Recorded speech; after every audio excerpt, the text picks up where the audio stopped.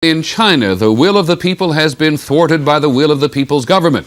It was late at night in Beijing this morning, our time, when a divided leadership of the Communist Party finally decided it had had enough. The anarchy in Beijing, it said, would have to end.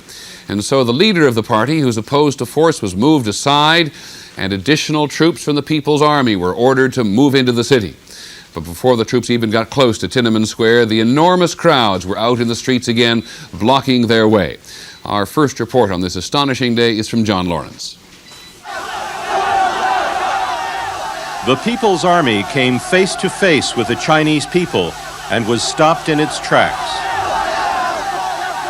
This convoy of 17 trucks filled with soldiers got as close as 3 miles to Tiananmen Square and could go no farther. Thousands of demonstrators blocked the streets with their bodies.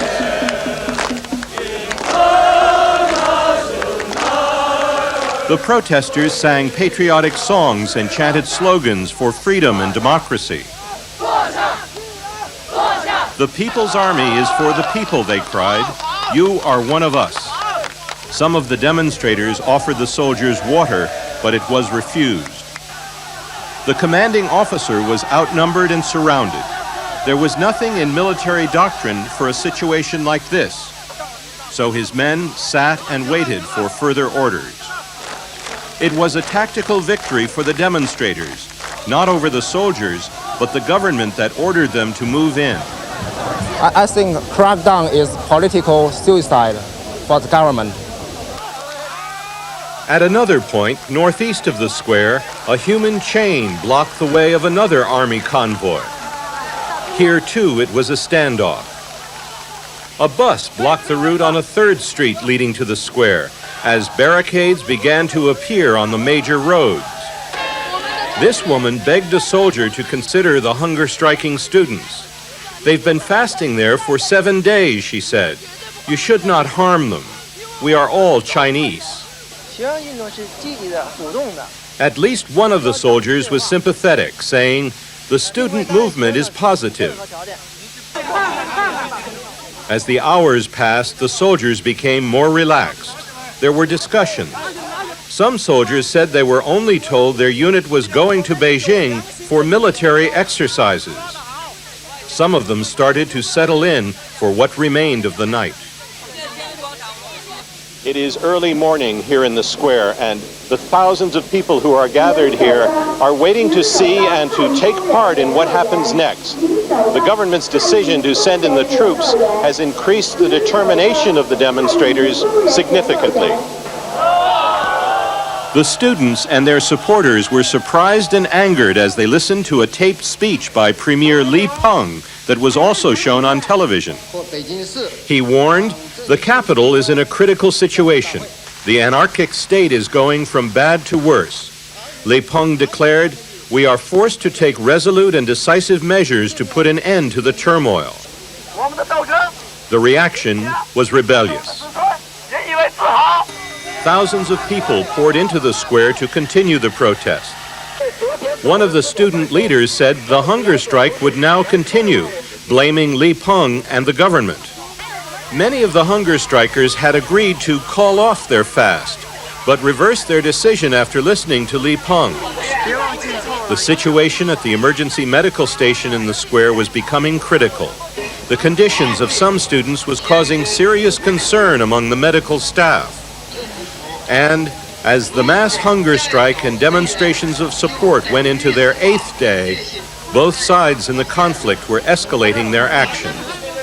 John Lawrence, ABC News, Tiananmen Square, Beijing.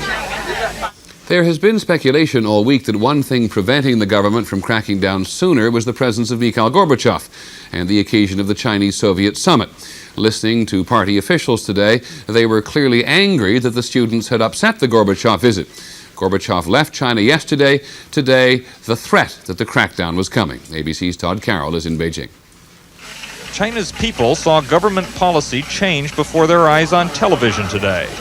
On the news at noon, the official most sympathetic to the students, Communist Party leader Zhao Ziyang, made an emotional appeal to those at Tiananmen Square to go home. At the end of his talk, viewers nationwide could see students seeking his autograph. On the evening news, the tone was harsher, with Premier Li Peng warning the hunger strikers and their supporters to go home. The television news, which had carried remarkably candid reports on the demonstrations, was reverting to the party line. Later, in a special broadcast after midnight, Li Peng delivered an angry speech, blaming the protests on a small group of conspirators and calling for a restoration of order. He said the Communist Party runs this country and its leadership must be protected. China then heard from Yang Shangkun, its ceremonial president and military leader, who declared the capital was in a state of anarchy and troops would be sent in.